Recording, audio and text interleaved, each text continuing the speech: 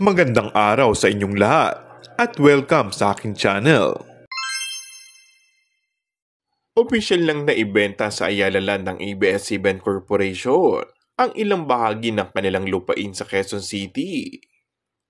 Kabilang sa mga naibenta ay ang lupaing kinatatayuan ng iconic transmitter ng ABS-CBN, Dolphy Theater, It's Showtime Studio, at iba pa.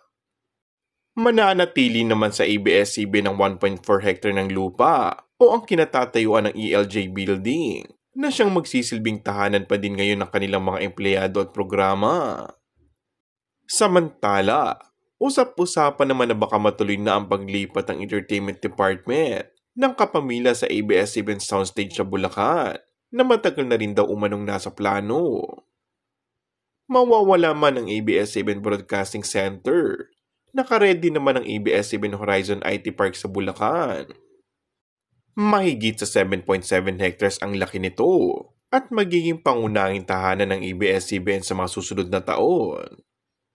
Ito ang proposed design pag dinemolish ang ABS-CBN Old Main Building sa Mother Ignacia at gawing Rockwell Condo Mall.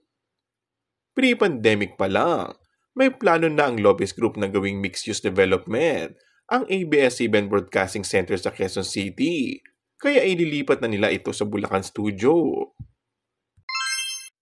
And that's all for our today's video. Kung bago ka lang sa aking channel ay mag-subscribe at pindutin na rin ang notification bell. Maraming salamat!